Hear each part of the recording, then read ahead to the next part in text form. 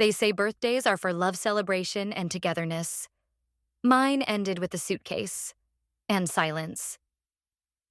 This is not a tale of revenge, it's a story about quiet strength, the weight of invisible wounds, and the unexpected moment I chose myself over the people I thought would always choose me. If this kind of honest emotional storytelling speaks to your heart, I'd be honored if you subscribe to Reddit Family Tales. Your support means more than you know. Now, let me take you back to the day everything changed. My birthday was on a Sunday that year, I remember, because I'd baked my own cake the night before. A lemon chiffon, my favorite, and left it to chill in the fridge like I always did. That morning, I woke up early, full of hope and trying not to expect too much.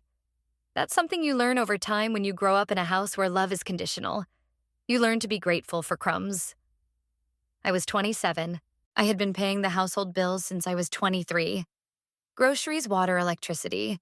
The cell phone plans, even my father's old truck insurance. They'd fallen on hard times, they said. But I had a steady job at the bank downtown, and I wanted to help. So I did quietly, without keeping track. Maybe that's my fault. Maybe I should have kept a list. They weren't cruel, not in ways you could explain to someone outside the house. They didn't hit, they didn't scream, but there were these little acts, the way they always cut the biggest slices of roast for my brother, the way my mother introduced me to guests as our oldest, like I didn't have a name, the way they smiled a little too tightly when I got promoted, as if it embarrassed them that I out-earned my dad. Still, I thought my birthday might be different. I wore a soft blue dress I'd bought the week before. It wasn't flashy, just something that made me feel good. Presentable worthy. I cleaned the living room, lit the candles on the cake, and even made extra whipped cream. My brother Mark arrived around noon with his girlfriend and didn't even say hello before turning on the game. Mom barely glanced up from her phone. Dad came in carrying a suitcase. It was wrapped in a red ribbon like a joke, a shiny polyester bow slapped onto gray nylon.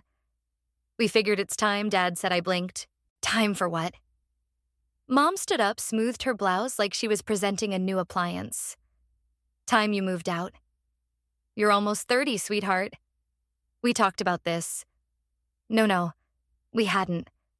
They smiled like it was a gift. I looked around the room. Mark laughed. His girlfriend chuckled like she was in on the joke. I opened my mouth, but nothing came out. They handed me the suitcase, still smiling. We even cleared out the basement, Dad said. You can start packing right away. It took a moment for the noise to drain from my ears.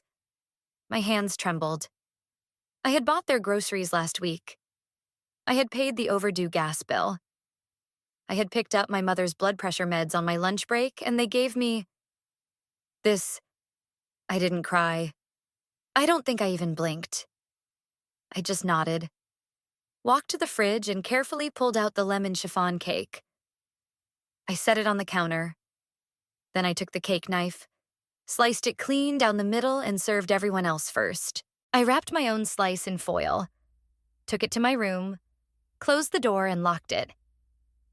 I sat on the edge of the bed, staring at that suitcase, my fork pressing into spongy lemon cake, like it had betrayed me too. I had no words for what I felt, only a hollow that buzzed in my chest like a swarm of bees. Later that night, after everyone had gone to bed, I logged into the banking app. Their accounts were tied to mine. Not legally, just practically. Over the years, I had used my name to sign up for their internet, their utilities. I'd put my credit on the line for their comfort. And now I clicked remove. I clicked cancel one by one. I stopped every single auto payment. Every card connected to their food delivery app. Every subscription. Every invoice they forgot they never paid for. The power bill, gone car insurance. I paused the policy. I didn't slam doors. I didn't scream. I simply stopped. And that silence, I would come to realize, was the beginning of a life I hadn't dared to imagine for myself. The next morning, I heard them before I saw them. The thudding footsteps. The voice of my mother from the kitchen, high-pitched and tight. Why won't the Wi-Fi connect? Then my father shouting from the hallway. Did you forget to pay the damn electricity again? I stayed in my room. I didn't answer the knocks. Not when Mom called my name like a question. Not when Dad's voice started to sound less annoyed and more unsettled. Eventually, they left for work or wherever it is. People like them go when they need someone else to fix their problems. I packed slowly, not out of sadness, out of something closer to reverence. Like I was moving through the ashes of something I'd just buried. I folded my clothes one by one. I took only what was mine, left behind the trinkets I'd bought for them over the years. The floral candle my mom once said smelled like cheap perfume. The golf polo for Dad that he never wore. I didn't take any of it. The suitcase clicked shut without resistance. By noon, I was gone. I moved in with Nina, my friend from college, who had offered me her spare room months ago when I told her I was getting itchy feet. I'd made an excuse back then, said it wasn't the right time, but she never pressed Nina. Never did. She just handed me a key and said, anytime she didn't ask questions when I showed up that day, just made tea, mint, and honey. The kind I always drank when I felt like a child again. Small, sore, and trying not to show it. That night, I lay awake staring at the ceiling, a quiet, unfamiliar peace in my chest. No TV blaring in the background, no backhanded questions about my job, no asking if I could spot them again this month for the heating. It was still, but with the stillness came a strange ache. Not regret, something deeper. Like I was grieving a version of myself I couldn't be anymore. The good daughter, the dependable one. The bridge they walked on but never cared to maintain. It didn't take long for the calls to start blocked numbers at first. Then my brother Mark. Hey, Mom said the car insurance lapsed. Dad almost got pulled over. I didn't respond. Just call them, okay? This is kind of serious, but it wasn't my emergency anymore. 2 days later, I got a message from my father. Not a call. A text. You didn't have to make a scene. You're still family. I stared at those words for a long time. Family, they handed me a suitcase like it was a party favor. Like my leaving was something they planned for dessert. And now when the Wi-Fi was out and the thermostat blinked low, battery, suddenly I was family again. I turned off my phone. I went for a walk through the neighborhood near Nina's place. The air was cold but forgiving. I passed a row of houses, none of them mine. And for once, I didn't feel like I needed to explain my presence. I was just a woman walking untethered. And yet, every step I took carried the weight of that suitcase. Not the one with my clothes. The other one, the invisible one. The one full of unpaid years, swallowed feelings, smiles forced under fluorescent birthday lights. That night, I sat at the kitchen table and opened my laptop. I pulled up an Excel sheet. And for the first time in years, I made a list. Item by item, I typed out every bill I'd covered since I was 23. Gas, electric, groceries, medical copays, Netflix subscriptions, vet bills for the dog they never let me name. It came to $18,740. I stared at that number until it blurred. And then I saved it under a file named Cost of Being the Good Daughter, XLSX. I didn't send it to anyone, I didn't need to, because I was done keeping score with people who never knew there was a game. The silence from my parents didn't last long. By the end of the week, I had voicemails from my mother sounding oddly cheery.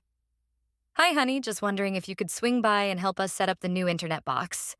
You're always so good at that techie stuff. From my father, clipped and impatient. Listen, I don't know what kind of stunt you're trying to pull, but the water got cut off. Enough's enough. Then from Mark again. This is getting out of hand. They're your parents.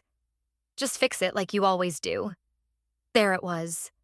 That last line like a hook pulled tight in my throat. Like you always do. Like I always clean up the mess. Like I always absorb the hits. Like I always sacrifice the last piece of myself to keep the lights on in a house that never felt like home. I didn't answer. I didn't need to anymore. Instead, I showed up at work early, stayed late, took lunches outside under the sun where no one asked anything of me. My coworkers noticed too. Not the drama, but the shift. I smiled more. I cracked a joke I wore my hair down for the first time in months. And then one Wednesday morning, my manager slipped into my office with a coffee and a question. Any chance you'd be interested in taking over as assistant branch lead? We've noticed the way you've handled customer disputes. And frankly, we need more people like you. I stared at her. Not because I didn't believe it, but because for the first time in my life, someone offered me something without demanding a piece of me in return. I said yes. That night, I bought myself flowers, a small bouquet of sunflowers and eucalyptus. I placed them in a mason jar on my dresser just beside the suitcase. Yes, I still had it, but I didn't hate it anymore. It sat there mute and zipped like an artifact from a former life. The power of symbols shifts, I've learned, depending on who's holding them. And right now, I was the one holding the pen. I didn't expect what came next. A letter. A real one, not an email. Folded in half and slid into my mailbox like it might apologize for existing. It was from my mother. No greeting, no apology. Just a list of overdue bills printed from the internet. Red underlines and bold type. The final line in her handwriting. Please take care of this. You know, we're not good with this stuff. It wasn't even signed. I laughed. Not bitterly, just softly. The way you do when you finally understand a joke that was never funny to begin with. And I wrote back, one sentence, I'm not your accountant. Mom, I'm your daughter, or at least I used to be. I didn't mail it, but I did say it out loud. And somehow that was enough. That weekend, Nina invited me to a small gathering at her cousin's house. Just a few people, some drinks, a fire pit in the backyard. I almost said no. Old habits. I almost told her I was too tired, that I had errands to run, things to budget. But I remembered the list. The $18, $740 worth of invisible favors and forgotten birthdays. And I said yes. There was music, laughter that didn't come with a price tag. A woman in a green sweater asked where I got my earrings. A man across the fire asked if I worked in finance. When I said I did, he said, figures. You've got that calm, brilliant vibe, and something inside me loosened. It was small but real. I had started to build a life, not just escape a house. I didn't post about it. I didn't need the world to know. But for the first time in as long as I could remember, I felt visible. Not useful, not dependable. Just seen. 2 weeks passed. Then 3, and then silence. Real silence. No texts, no voicemails. No bills slid under my door pretending to be love. For a while, I thought maybe they'd finally gotten the message that I was done playing the part they'd written for me, but I should have known better. My family didn't change. They just waited for the next opportunity to make it about them again. It came in the form of a call. Not from them. From the bank. Specifically from the fraud department, Ms. Jensen. The voice said, calm but clinical.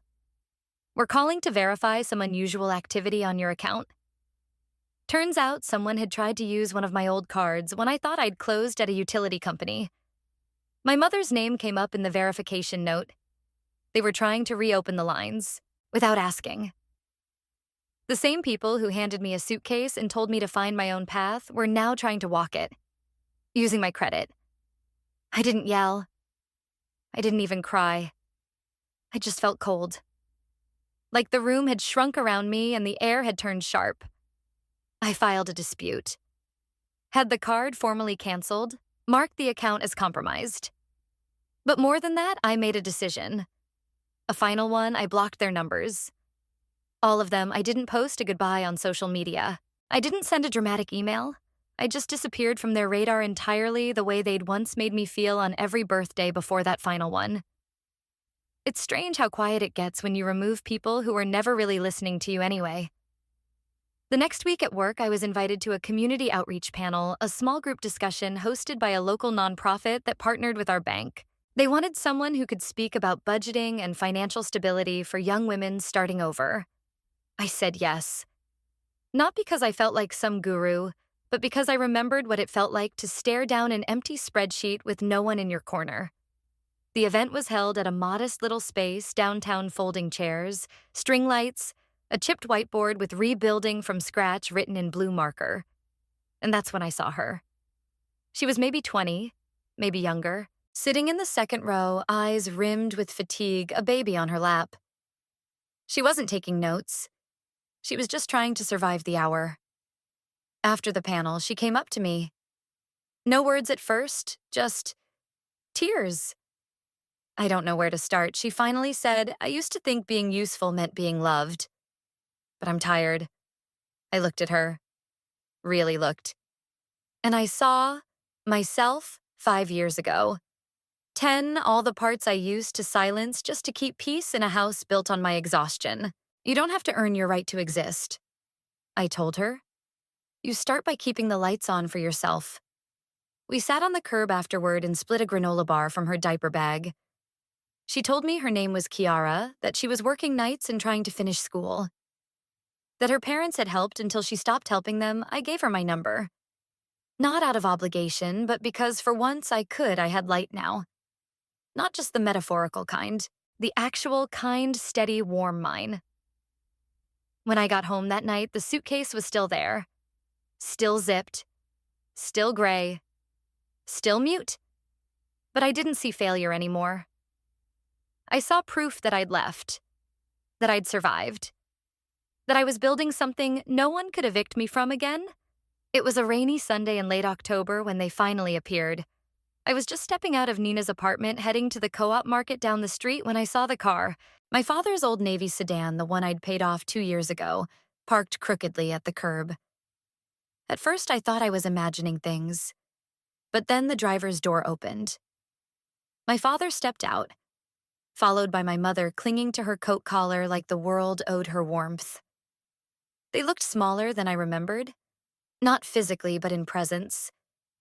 Like the house I'd left behind had shrunk them. "Can we talk?" My mother asked, not even waiting for a greeting. Nina's door creaked behind me. She must have seen them through the window. But I raised a hand to stop her. I didn't want backup. Not this time. I nodded slowly, stepping to the sidewalk.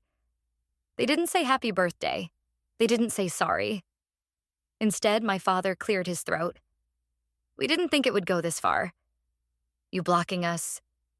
Cutting everything off." My mother added quickly, "We thought it would light a fire under you. Help you grow up?" I blinked. Grow up. They handed me a suitcase on my birthday, drained my patience for 7 years, tried to access my accounts without consent, and I was the one who needed to grow up. I said nothing.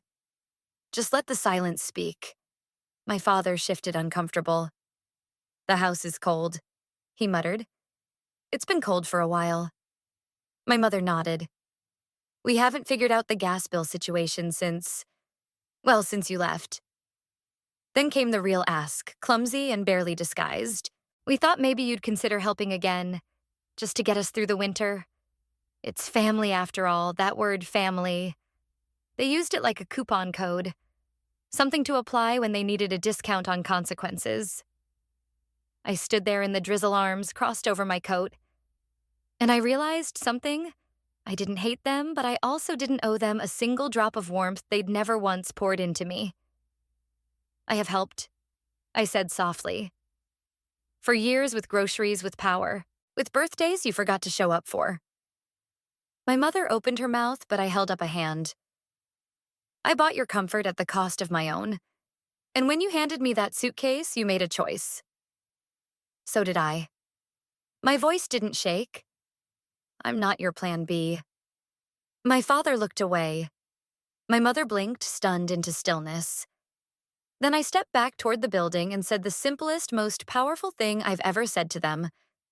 "Goodbye." They stood there a moment longer, unsure whether to follow or fight.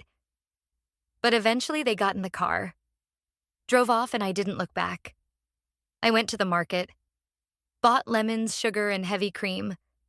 Not because I needed them, but because I wanted to bake a lemon chiffon cake again for myself this time.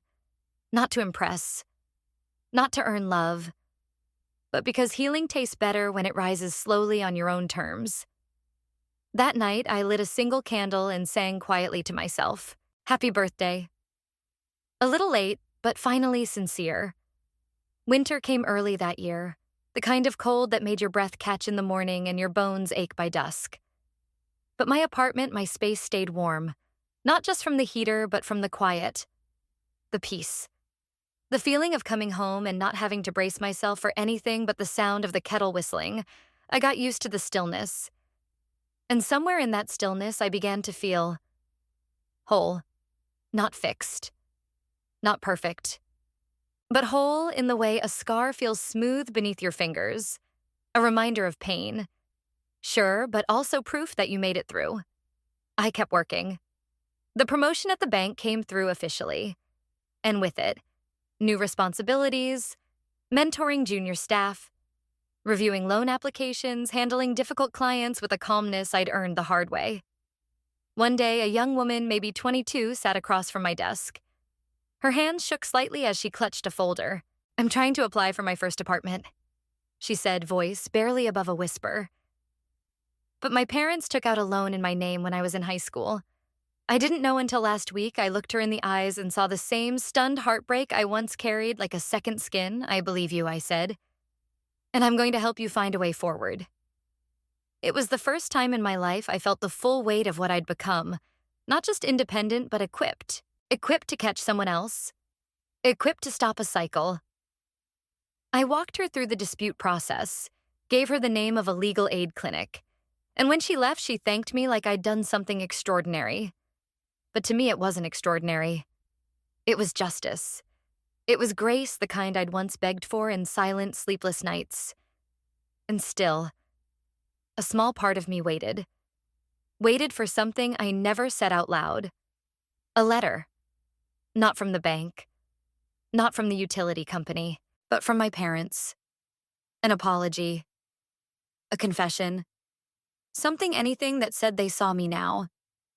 Not just as a wallet or a live-in problem solver, but as a woman. As their daughter, as someone who deserved more than what they gave. But it never came. Not for Christmas. Not on New Year's.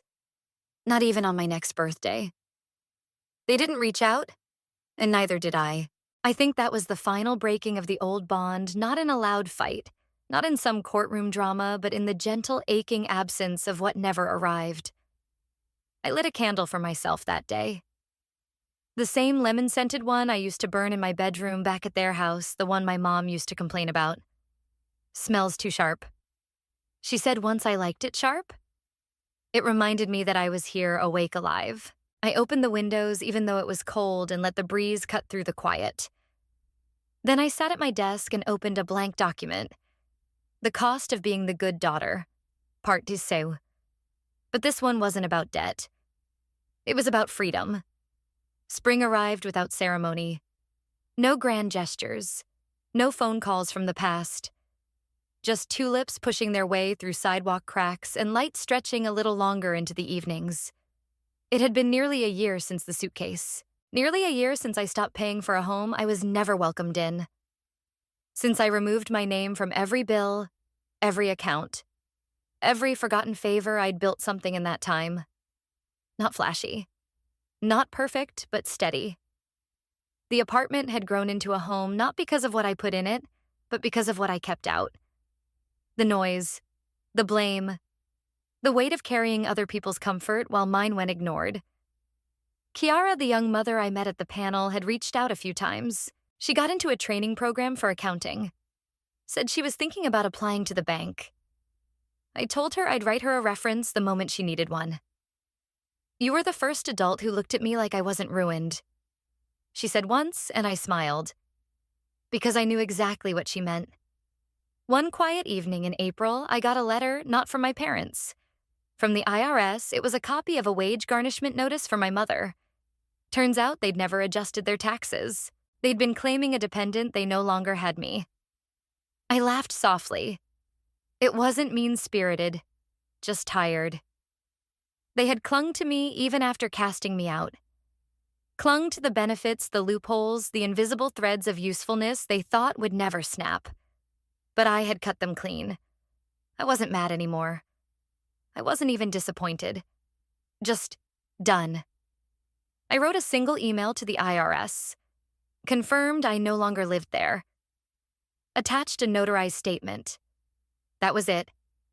No vengeance, no drama, just boundaries enforced by paper and truth. That night, I went for a walk through my neighborhood. The air smelled like cut grass and sidewalk rain. I passed a little boy learning to ride his bike, his mother jogging behind him with both hands ready to catch him if he fell. That image stayed with me. Hands ready to catch, not push. It's what family should be. It's what I'd learned to become for myself. When I got home, the suitcase was still there in the corner of my room. Not dusty, not forgotten, just present. A reminder of the moment my life split into before and after I opened it. Inside were a few old notebooks I hadn't touched. One photo me as a child standing on the porch in an oversized backpack, grinning at someone behind the camera. I didn't know if it was my father or my mother who took it. And honestly, it didn't matter anymore. I placed the photo on my bookshelf beside the new ones. Me with coworkers, with Nina, with Kiara and her baby at the park. Chosen family. Built family. The kind that doesn't need blood to feel real. I used to think love meant staying, enduring. Paying the bill even when it left you empty. Now I know better. Love isn't silent suffering. It's boundaries, it's walking away. It's choosing peace over proof. And sometimes, it's baking your own birthday cake, lighting your own candle, and celebrating the version of yourself that finally said, enough. If this story touched something in you, if you've ever stood quietly on the edge of someone else's comfort, I hope you know you are not alone and you don't have to carry what was never yours to hold. If stories like this resonate with you, I invite you to subscribe to Reddit Family Tales. We share true-to-life narratives that honor the quiet strength it takes to grow, heal, and choose yourself. Thank you for listening. You matter.